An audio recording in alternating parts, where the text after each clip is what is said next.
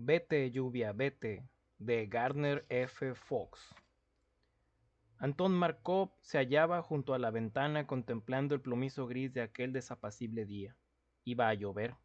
Bajó a toda prisa la persiana, temeroso de sorprender las primeras salpicaduras del agua sobre la calzada. Antón tenía miedo de la lluvia, un miedo mortal. Sabía que no había razón alguna para ello, es decir, ninguna razón plausible. Pero siempre había sido así, incluso de pequeño cuando aún iba a la escuela. ¿Cuántas veces no habría buscado refugio en un portal, mientras una masa gris y húmeda se cernía en lo alto, deshaciendo luego su furia en latigazos de agua sobre el pavimento? Y él, entre tanto, con los ojos cerrados, sin querer ver, temeroso de que la lluvia pudiera tocarle. Aquella obsesión le perseguía constantemente como si la llevara colgada del cuello. El olor a tierra mojada, que a otros le gustaba tanto percibir, resultaba para él un hedor insoportable, un preludio de muerte, y el fresco que sucedía a la tormenta despertaba en él imágenes de levantamientos de cadáveres anónimos, rígidos y helados. En la escuela se rían de él. Ahora que podía comprender mejor la innata crueldad de los niños, aquello era trivial. Sin embargo, en sus días había sido un tormento.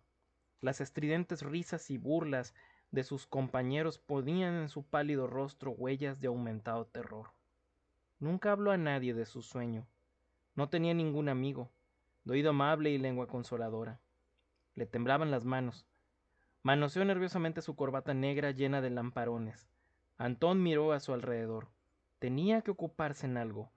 No podía permanecer quieto mientras rugía la tormenta, ni quería meterse en la cama y taparse hasta la cabeza con las mantas para temblar y temblar hasta que todo pasara.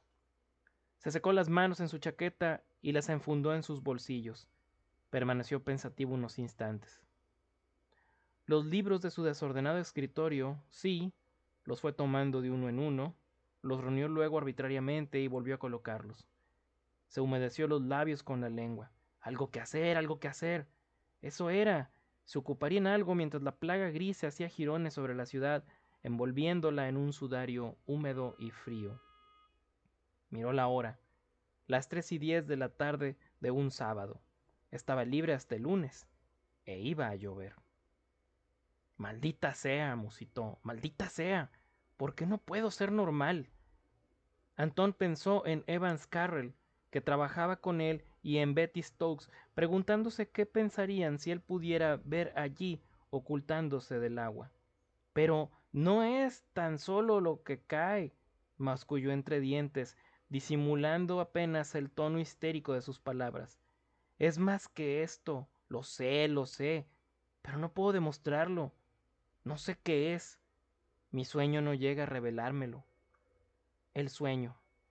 Podía ver las ranas, azotadas por finísimos bambúes, con su lechosa garganta turgente por la indescriptible agonía que les causaba aquello que desgarraba su piel. A esta imagen sucedía la del cielo horrísono antes de descargar sus aguas como una bomba. El cuadro era siempre el mismo. De espaldas, la veía acercarse cada vez más a él, sin que llegara nunca a tocarle, y esto hacía el tormento aún más cruel. Su sueño llegaba hasta aquí, luego se desvanecía. Se sentó en una silla y ocultó el rostro entre las manos. ¿Qué ocurre después? ¿Por qué no me alcanza la lluvia? Dijo con un hilo de voz. Si me tocara tan solo una vez, entonces podría enfrentarme a ella en la realidad. Dejaría de temerla. ¿Por qué no llueve ya? Levantó la mirada y exclamó: ¡Vamos!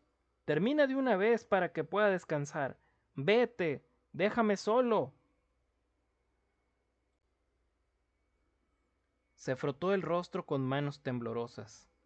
Al fin susurró: No puede ser. No puedo quedarme aquí tranquilamente y esperar, esperar, esperar. No puedo. Abrió el armario y extrajo una botella que elevó a la luz. Estaba vacía, y en un momento como este, un trago o dos podrían ayudarle a disipar su confusión. Por lo menos propiciarían quizá un sopor incesible. Luego que lloviera tanto como quisiera. Con unas cuantas copas encima del cuerpo no le importaría. pero la botella estaba seca. La dejó caer en la papelera y se quedó absorto contemplándola.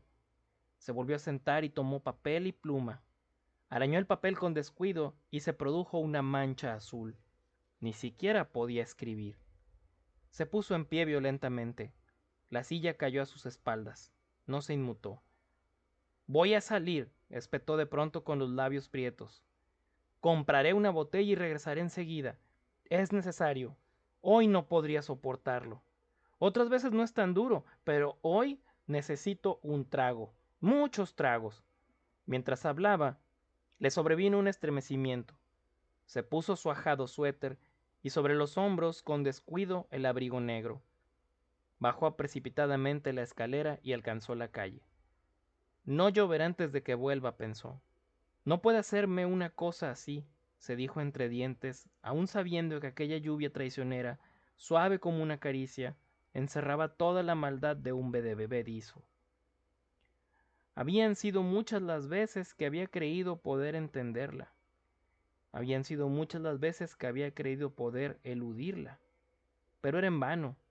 Alguna, no obstante, lo había logrado, y había sido tal la llama del alborozo y triunfo que había prendido en su vida, que sólo por esto valía la pena vivir. Si la lluvia venciera siempre, tendría que matarse. La tienda no estaba lejos. Las luces de neón arrancaban alegres destellos de las botellas expuestas en el escaparate. Aquel fulgor llegaba a teñir ligeramente la calzada. Se dijo que era como un faro amigo y consolador. Rodeó ágilmente la furgoneta aparcada frente a la puerta y penetró en el colmado. Había un hombre que le pareció vagamente familiar.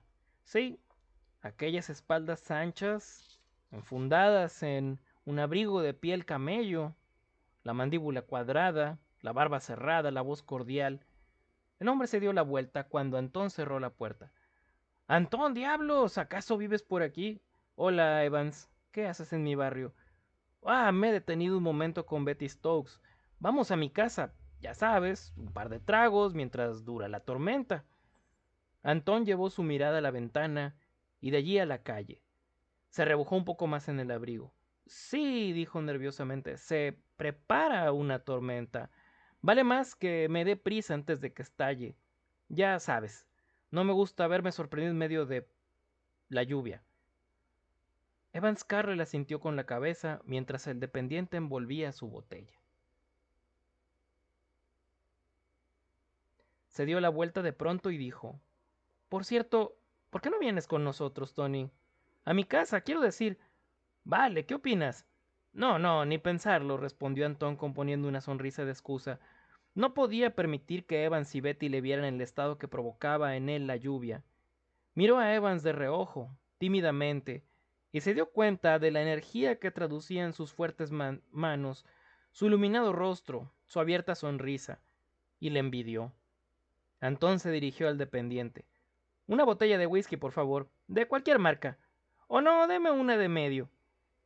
A punto de salir, Evans sujetó firmemente a su compra debajo del brazo y preguntó una vez más: ¿Seguro que no quieres venir? En ese caso, 3 no sería multitud, ¿verdad? Vamos, hombre, nos encantará tenerte. ¿Por qué no te animas? La idea casi le convenció. Sintió en su pecho el calor de la amistad y apreció aquel gesto. A lo mejor funcionaba. Quizá pudiera olvidarse de la lluvia estando acompañado. Me gustaría tener el valor suficiente para ir con ellos, pensó, para compartir su charla, sus risas, y quién sabe, puede que incluso tengan una hermosa chimenea de ladrillo. Sí, y que la suave corriente de aquel licor ambarino fuera confortando su garganta y sus entrañas, haciéndole locuaz, comunicativo. ¿Por qué no? Puede que ni siquiera reparara en la tormenta, pero no, nunca había salido bien anteriormente. Lo había intentado con otros. No, mejor no ir. Hoy no. Las nubes eran demasiado negras. El cielo se había hinchado de miseria. Lo siento. Quizá en otra ocasión. No te importa, ¿verdad, Evans? No, claro, si así lo quieres. Pensé que... Bueno, de acuerdo, hasta la vista. Evans Carrel hizo un gesto con la mano despidiendo a su pequeño Markov, que con gran premura se dirigió a la puerta y echó a correr. Un tipo chiflado, musitó. No le comprendo. A veces se muestra como asustado, como si temiera la llegada de un fantasma que, ¡zas!, le echara el guante y se desapareciera con él. Exhaló un profundo suspiro y se encaminó hacia el coche donde Betty Stokes le esperaba, recomponiéndose el maquillaje y dándose los últimos toques a los labios. La chica se dio la vuelta al percibir su proximidad. He visto a Antón en la tienda. Me pregunto qué le ocurrirá. Tiene miedo de la lluvia, dijo ella cerrando la polvera y guardándosela en el bolso.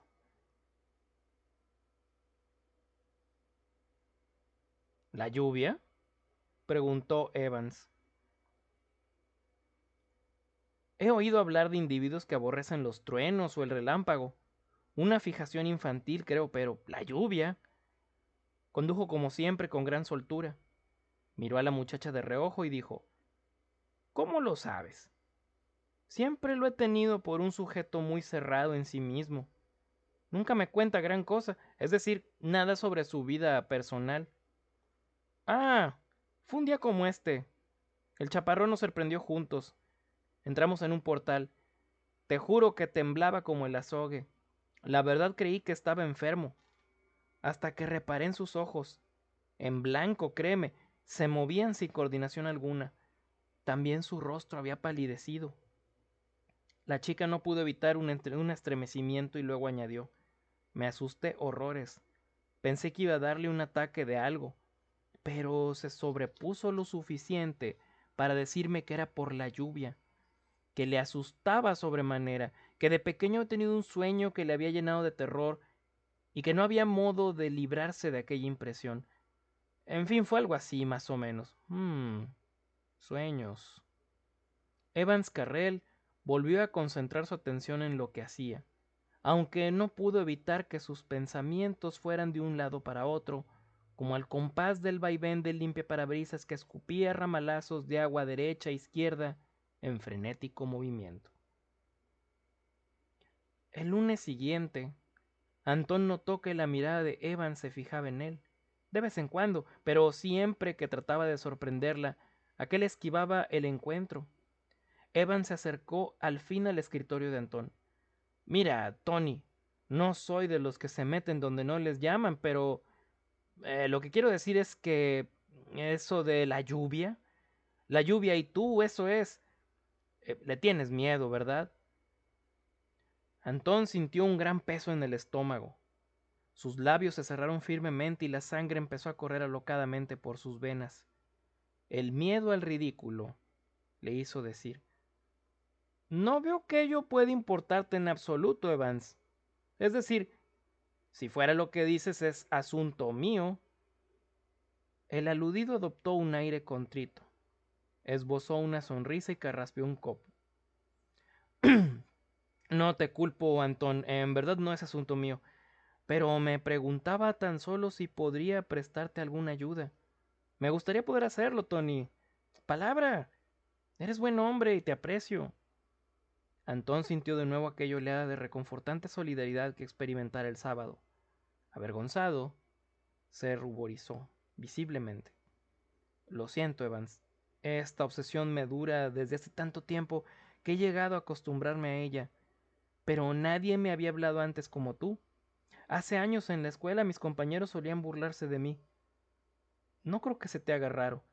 En absoluto, exclamó Evans estentóreamente y con franqueza. Yo habría sido uno de ellos también. Ya sabes, soy lo que se da en llamar extrovertido. Amigo del bullicio, de las fiestas. Jamás oculto mis sentimientos, pero las cosas han cambiado. Los años no pasan en balde y la experiencia te enseña muchas cosas. Mientras hablaba, había ido a reclinarse sobre una esquina del escritorio, de la que pendía ahora su pierna. Zapatos limpios, calcetines de lana con dibujo estriado y pernera excelentemente planchada. Mira, Tony, lo que trato de decirte es lo siguiente. Un tiempo di clases de psicología en un colegio. No has oído hablar de él, y su nombre no viene al caso. Incluso escribí un libro sobre psicología aplicada y hasta logré que me lo publicaran antes de que me diera plena cuenta de que por ahí no iba a llegar muy lejos. Desde entonces he venido dedicándome a las ventas, como sabes, y puedo asegurarte que aquellos conocimientos han encontrado aplicación y nada mala. Supón que pueda curarte de ese miedo, Tony. ¿Qué dices? Me valdría, claro está, de técnicas psicológicas, pero bastante de ellas para que nuestra experiencia carezca en absoluto de riesgo. Examinaríamos el sueño en estado de hipnosis, haríamos que adquirir una claridad meridiana. Hablemos de ello, descubramos su origen, y una vez estés al cabo de la calle, la curación es segura.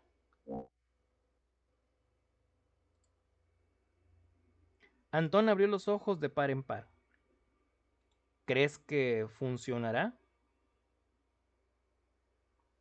¿Así de sencillo? Sin duda. Todo estriba en llegar al subconsciente, en averiguar qué hay en tu pasado que provoca el conflicto. El miedo no es otra cosa que una reacción frente a un estímulo. Los niños nacen con dos aprensiones especiales, al ruido y a caerse. Piensa en la enorme cantidad de temores y fobias que vamos adquiriendo a lo largo de la vida. Y no son gratuitos, créeme.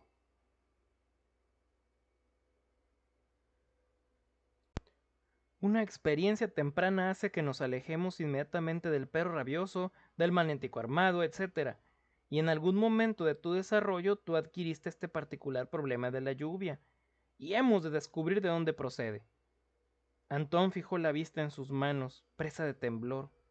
En el sueño aparecía siempre maniatado, mientras iba acercándose la lluvia que, no obstante, nunca llegaba a tocarle. La pesadilla cesaba siempre en un punto concreto sin desenlace alguno.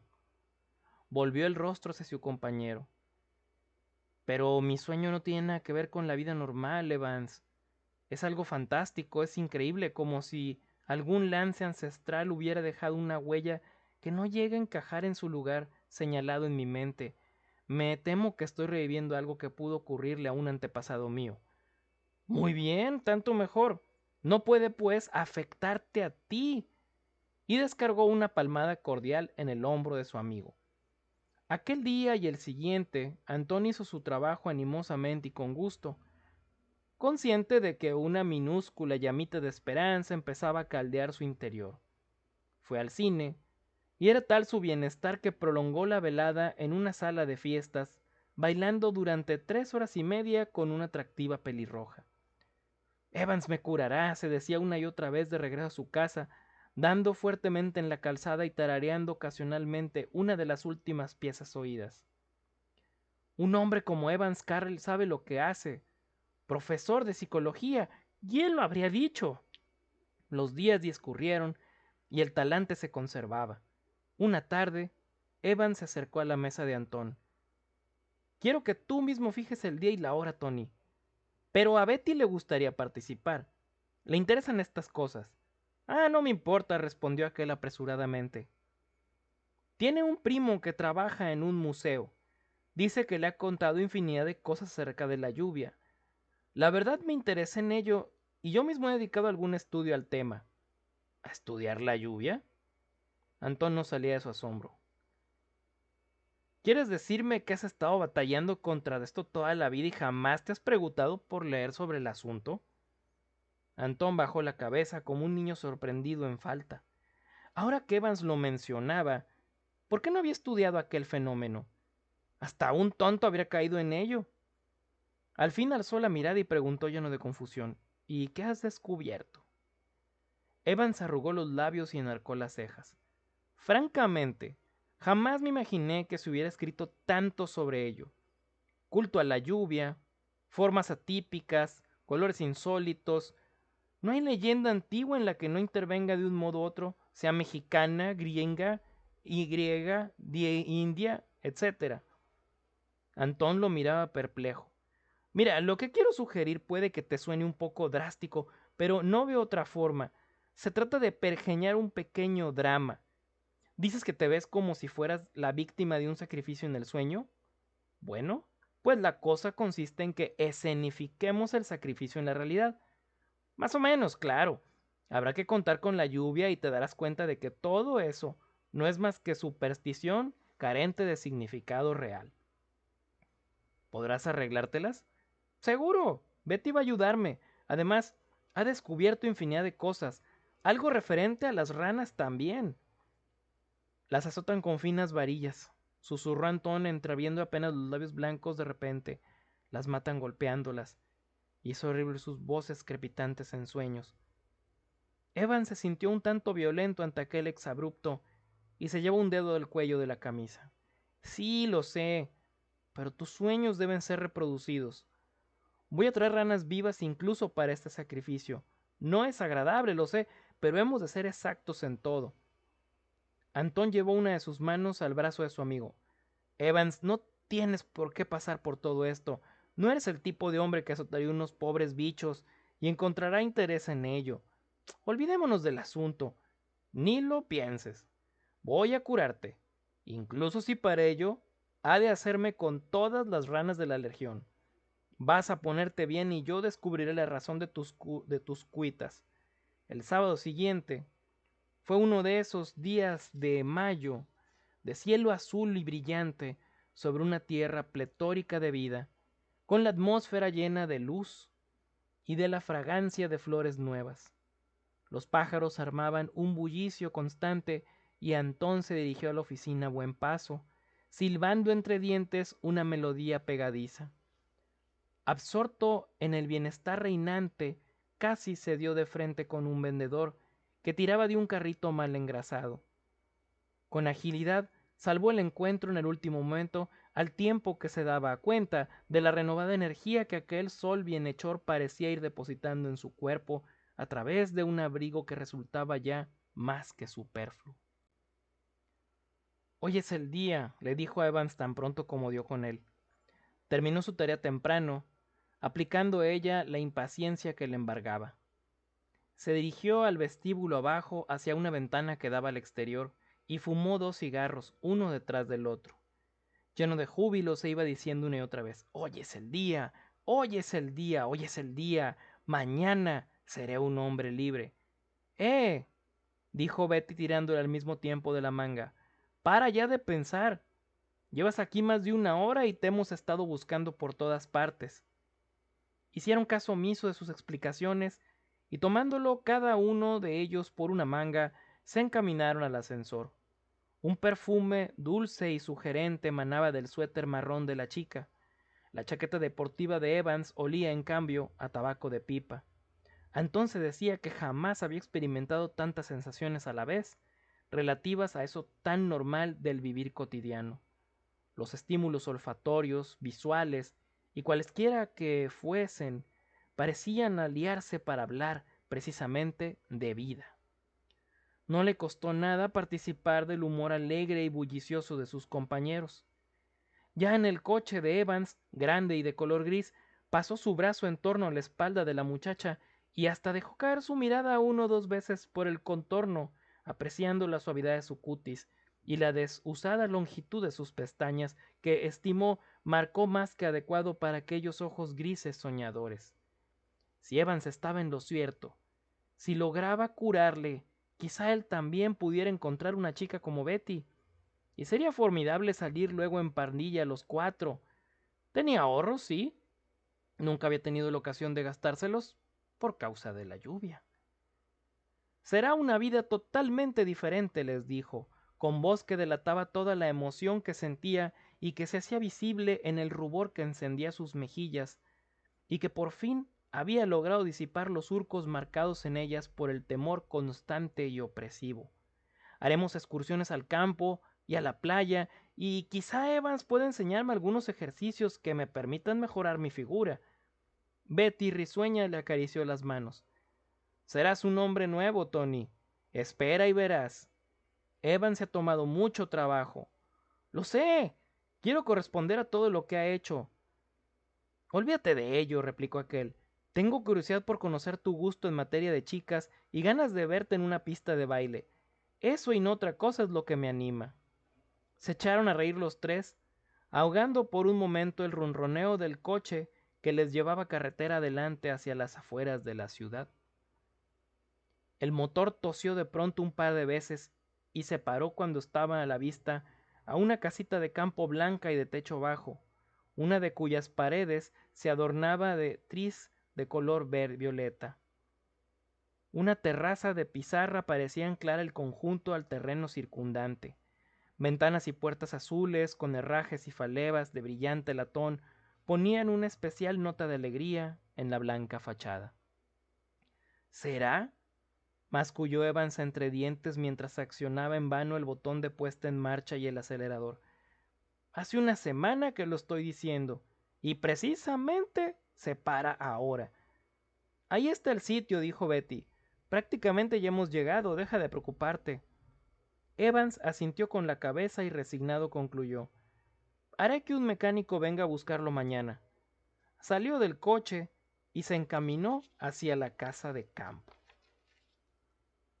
Se agitaba entre sus dedos un pequeño llavero. Abrió la puerta y dijo: adelante, pónganse cómodos. Entre tanto, prepararé una copa. Antón se detuvo bruscamente junto al umbral de la salita. Todo el mobiliario había sido eliminado. Sobre las desnudas planchas del encerado piso había sido desparramada una considerable cantidad de arena, mezclada con alfombrillas de exóticos dibujos en rojo, negro y amarillo. Adosadas a las paredes se veían cañas de bambú unidas por tiras de piel. Una mesita propia de un ambiente de los mares del sur ocupaba el centro de la estancia, y encima de ella una serie de piedras triangulares conjugaban su palidez con los tonos rojos y violáceos de un largo cinto. Una lámpara de pie y un sillón junto a la mesa completaban el cuarto. Antón giró en redondo sobre sus talones para contemplar a Evans lleno de asombro. Pero, ¿de dónde has sacado todo esto? De ese primo de Betty. Ella le convenció de que era de vital importancia y él nos lo prestó. Betty tomó unas piedras puntiagudas y el cinturón rojo púrpura. Piedras de lluvia y cinto ritual auténticos. Se usaban en no sé qué ceremonia. Se me olvidó el nombre del lugar, pero Jimmy me lo dijo. ¿Qué te dije?, preguntó Evans. ¿Recuerdas que te hablé de las muchas cosas que desconocía sobre la lluvia? Zeus es el dios que la propicia en la mitología griega. Es el dios de los cielos, el amo del Olimpo, por otro nombre, el señor de las nubes. La expresión Zeus llueve era tremendamente popular un tiempo. Los griegos celebraban sus ritos en la cima de las montañas con el objeto de encontrarse más cerca de los dioses. Mientras hablaba, Evans no paró de ir de la salita a la cocina y viceversa, trayendo cada vez un jarro, un frasco o una tina con agua. En Creta las ceremonias tenían lugar en los montes Ida y Dicte, en Tesalia en el Olimpo. Luego está la leyenda de las Danaides, que nos relata las desventuradas de las 50 mozas condenadas a llenar un pozo sin fondo con el agua que habían transportar en toneles sin fondo, y ello como castigo del crimen que cometieran al dar muerte a sus maridos la noche de bodas. Quisieron dar a aquellos recipientes incontinentes un carácter simbólico. La tierra debía impregnarse tanto del agua vertida que, en justa y correspondiente magia, era como simular la realidad para que ésta al fin se produjera. Pero, ¿pero es que quieres que llueva?, preguntó Antón. Claro que no. Sin embargo, estoy preparado para satisfacer todos y cada uno de tus deseos. El plan consiste en reproducir el sueño para demostrarte a toda esa comedia inventada por tu subconsciente solo es una fenomenal patraña. Betty empujó a Antón hacia la silla, dejando oír una risita. Tú siéntate, Tony. Deja que Evans y yo atendamos a lo demás. Queremos que te encuentres completamente a gusto. Evans se echó a reír francamente. La verdad es que su trabajo es el más descansado. Todo lo que tiene que hacer es dormirse. Antón se sintió como encajado en aquel silloncito y dejó que su cabeza reposara en el respaldo. Una tremenda sensación de paz y bienestar pareció adueñarse enseguida de su cuerpo. Se encontraba en manos de unos amigos dispuestos a curarle, y sonrió. Evans encendió la lámpara de pie mientras Betty corría las persianas y cuidaba de velar hasta la más pequeña rendija con unas tiras de paño negro preparadas de antemano. La habitación quedaba pues a oscuras, salvo por el cegador rayo de luz proveniente de la lámpara. Evans dispuso una especie de ventilador enfrente del foco y luego accionó un conmutador.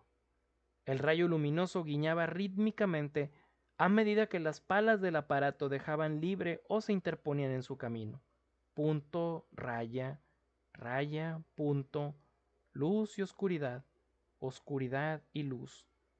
Aquella alternancia hizo que se le cansara la vista. Parpadeó rápidamente unas cuantas veces, pero no pudo evitar que el sopor lo invadiera. Mira la luz, Tony. Deja que penetre en tu cabeza. Eso es. Te sientes adormilado, ¿verdad? Antón asintió con la cabeza. Sí, estás cansado. Cansado. Duérmete, pues. ¿Por qué no? Duérmete. Duérmete. Desea dormir. ¿Por qué no? Estás a salvo, plenamente seguro con nosotros. Nada puede hacerte daño, de manera que ríndete al sueño. Así, así, duérmete. Luz, oscuridad, murmullos, insensibilidad. Duerme, duerme, duerme. Se cierran los ojos, se desvanece el mundo. En la distancia remota, muy remota, escucha una voz monótona. Duerme, duerme. Y luego, nada. Bueno, no del todo. Había algo ahí. Podía apreciar como un destello, como si se hallara al comienzo de un larguísimo túnel. Era rojo y ascendía hacia un vastísimo techo. Algo se movía por delante del punto rojo y se dio cuenta que ahora podía distinguirlo mejor. Aquel fulgor en medio de la noche procedía de un gran fuego. Estaba tendido en una cueva, con manos y pies atados, y un sudor frío perlaba su frente. Desde el lugar donde se encontraba, con el rostro vuelto hacia la entrada de la caverna, pudo ver a la sacerdotisa de una serpiente danzando alrededor de las llamas escarlatas. Un reptil verdoso se revolvía en sus blancos brazos. Rojas lenguas de fuego carmesí imitaban sus movimientos espaldas de la danzarina, cuyos brazos y piernas trazaban sinuosos arabescos en el aire, en perfecta concordancia con las llamas y el ofidio. Todo resultaba distorsionado, de igual modo que se empaña la visión por efecto de la lluvia. Hasta la música de los timbales ocultos diríase que perdía su ritmo, apreciándose y desvaneciéndose al conjuro de una misteriosa pauta por detrás de la danzante.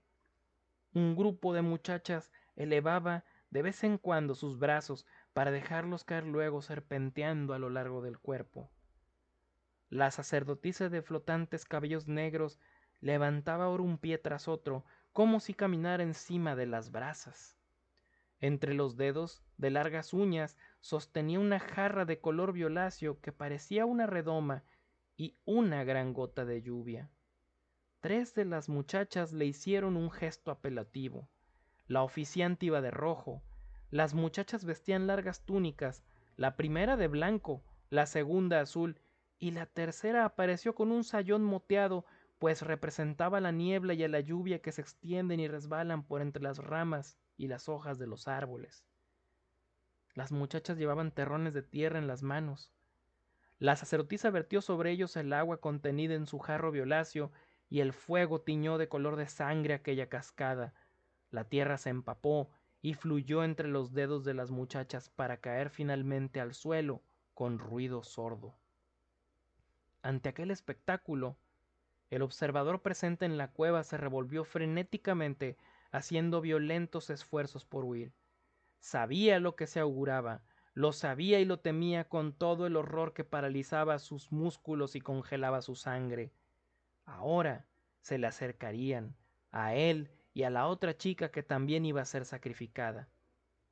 Pronto los descubrió, grandes globos de negrura sobre brumosos pies ascendiendo lentamente por el sendero, como silenciosas sombras, iban adueñándose del entorno, apenas delatando su presencia por el ronco gruñir de sus gargantas.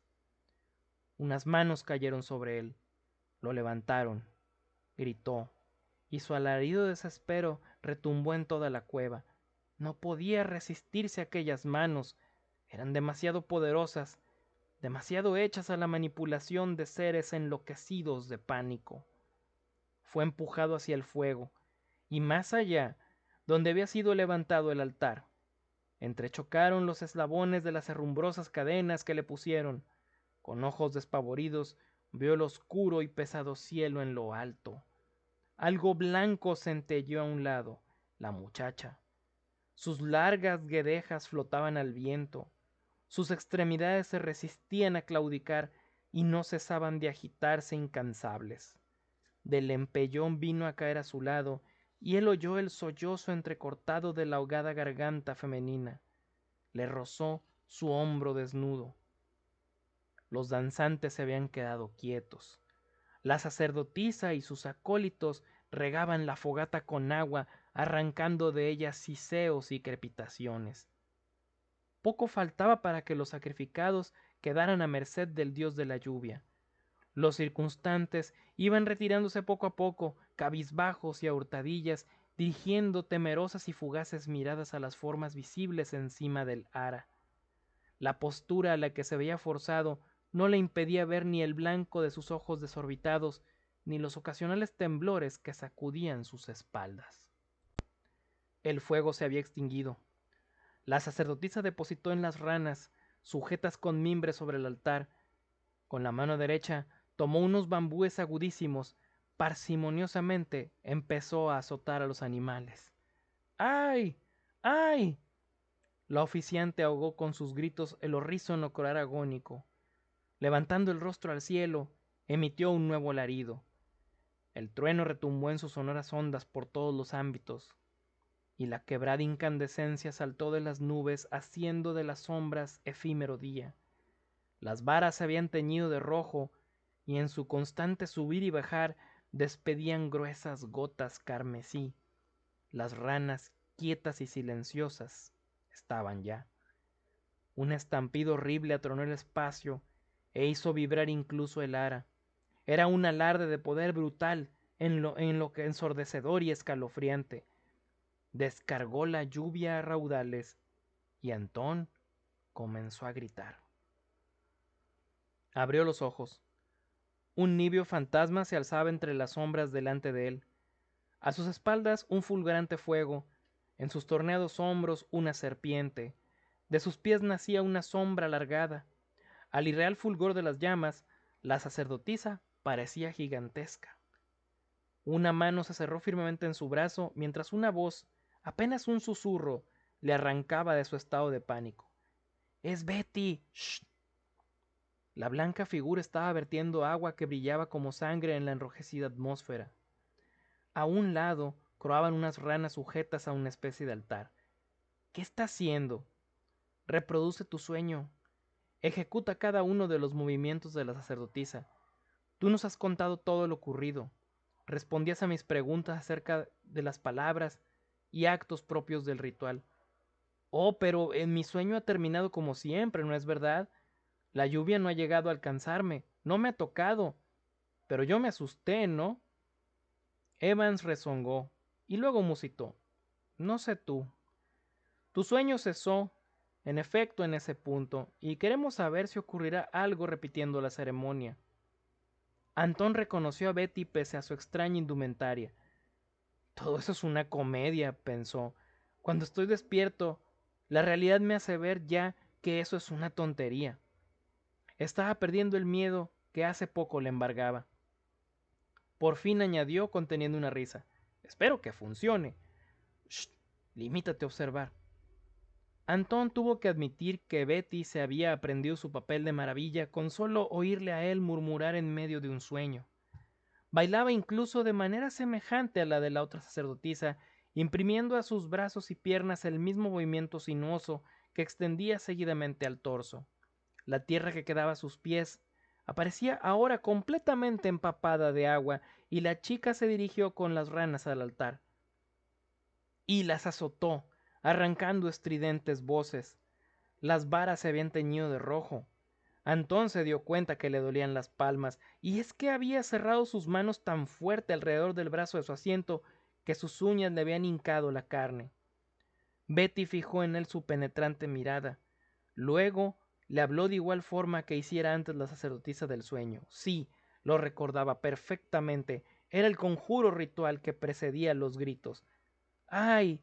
¡Ay! No ocurrió nada. Acurrucado en su silla, incapaz de dar crédito a sus oídos, Antón siguió observando a Betty más allá del fuego, tratando de humedecerse los labios con la lengua reseca. Ningún ruido, ningún trueno, ningún martilleo de lluvia sobre el techo o las paredes. Evans dio la luz. Aparecía sonriente de pie junto a un rincón. Betty había tomado una bata ya y ahora aparecía dispuesta a peinar sus cabellos como siempre.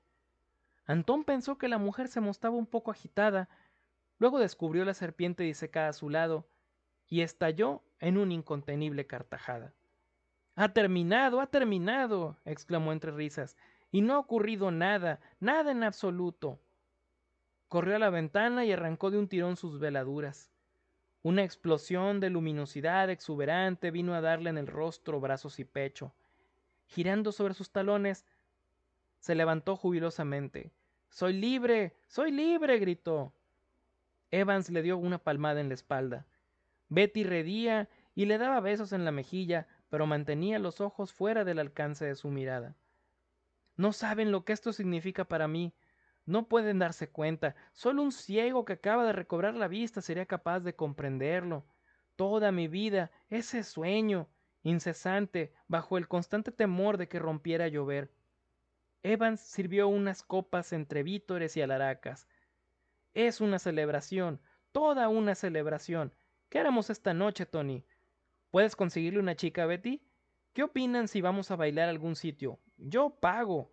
Oh, no, no, pago yo sin discusión, protestó Antón dando una palmada en el pecho y apurando de un trago su bebida. Voy a gastar algo del dinero que he venido guardando. Quiero que nos divirtamos, quiero... Se ruborizó un poco. Hasta he guardado $100 en mi colchón, con la idea de que si me curaba, me gustaría celebrarlo con ustedes. Siguieron bebiendo y charlando. Antón miró a Betty y le dijo, eres la viva imagen de la sacerdotisa. Y esas palabras que dijiste antes del grito, maravilloso. Exacta entonación y acento. Evans ahogó una risa. En sus tiempos, Betty solía darle al teatro de aficionados. Betty apartó un mechón de su frente, quedándose luego con la mano en el aire como indecisa, antes de resolverse a hablar. En sus grandes ojos parecía brillar una sombra de temor. Yo no dije esas palabras. Quiero decir, no lo recuerdo. Es como si alguien lo hubiera dicho por mí. Está claro, replicó Evans. Actuabas con tal dedicación y vehemencia que llegaste a perder la noción de tu propia identidad. Todas las buenas actrices viven momentos así. Betty sonrió. Luego estalló en una carcajada. No se me había ocurrido. ¡Qué tonta! Eres maravillosa, dijo Antón. Has contribuido a hacer de mí un hombre nuevo. Y se dirigió a la ventana y la abrió de par en par.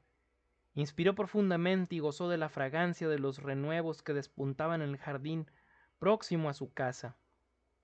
Alzó la vista al cielo, salpicado de nubecillas dispersas, e hizo una mueca. ¡Que llueva! Gritó.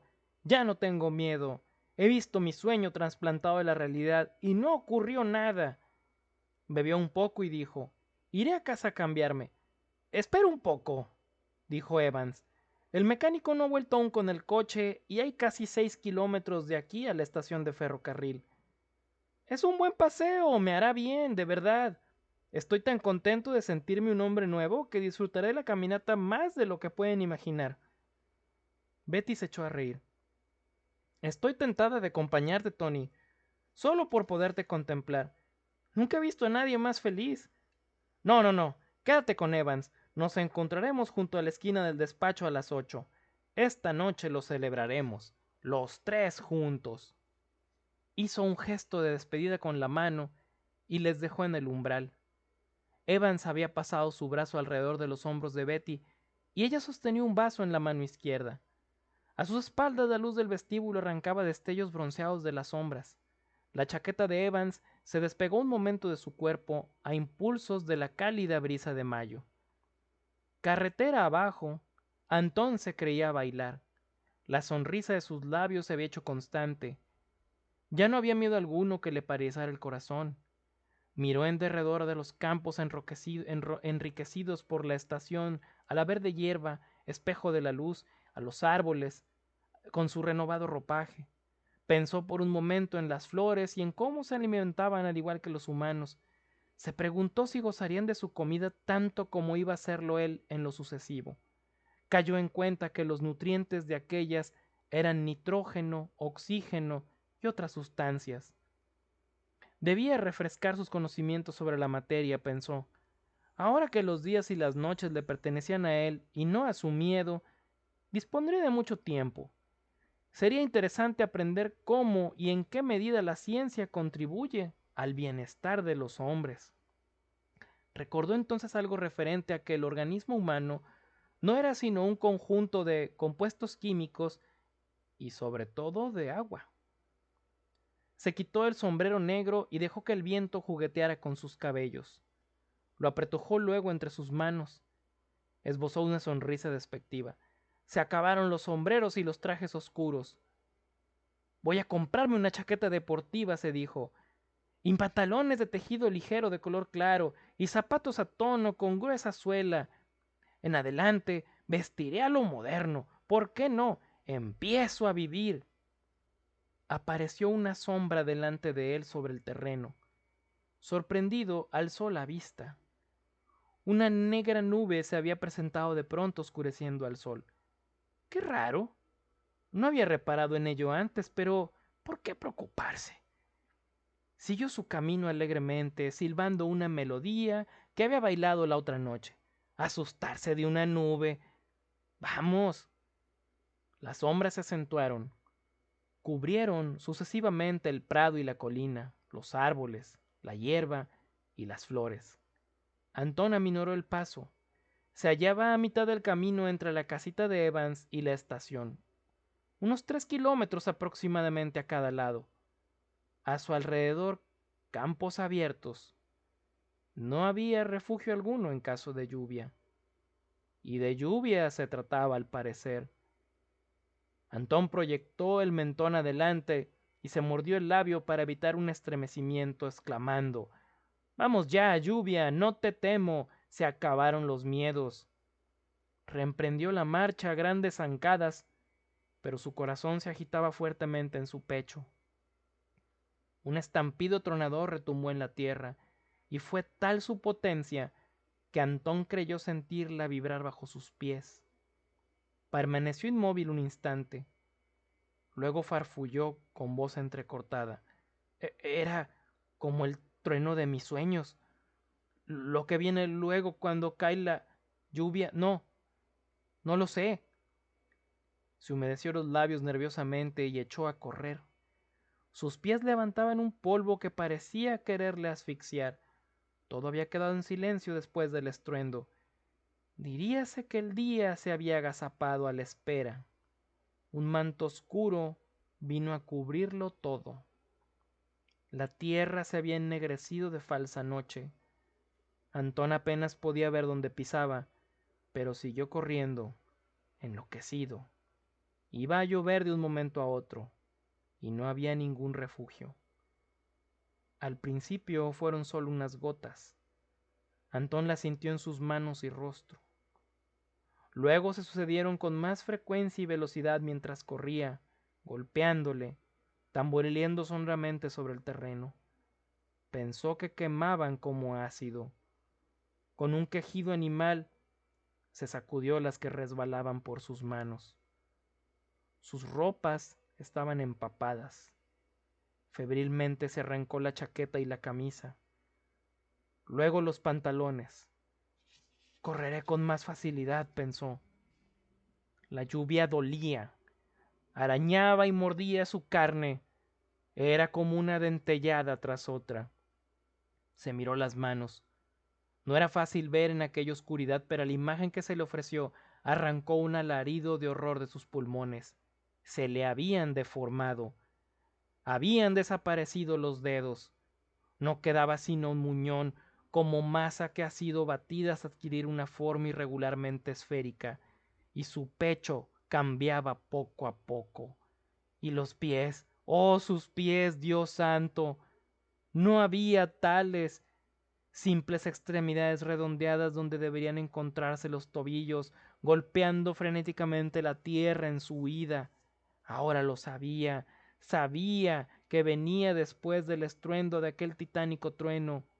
La lluvia acudía a devorar a sus víctimas, las encerraba en su ilimitado manto y las disolvía en la tierra, que ésta absorbiera los elementos químicos que aquella encerraba y acreciera así su fertilidad. Vio a lo lejos la estación, pero había llegado al cabo de sus fuerzas. Creyó ver también un cobertizo, una cabaña a poca distancia, pero ya no estaba seguro. De todas formas, carecía de manos y piernas con que arrastrarse. Tendría que quedarse ahí tirado y aceptar lo que viniere. Emitió un solo quejido. Luego se hizo el silencio y éste lo invadió poco a poco. La desaparición de Anton Markov causó sensación durante unos días. Betty y Evan se encontraron de pronto en el centro de todas las miradas. Se dijeron cosas muy desagradables, pero no llegó a probarse nada. Otras eran las conjeturas que se hacían y deshacían cerca de la estación del ferrocarril hacia la parte donde vivía Mike Murphy, quien poseía allí un chamizo con algunos rosales. Aquel año, las rosas florecieron en rosa, rojo y blanco con una magnificencia inusitada. Todos le preguntaron cómo lo había conseguido, porque era demasiado pobre para poder comprar fertilizantes. Fin.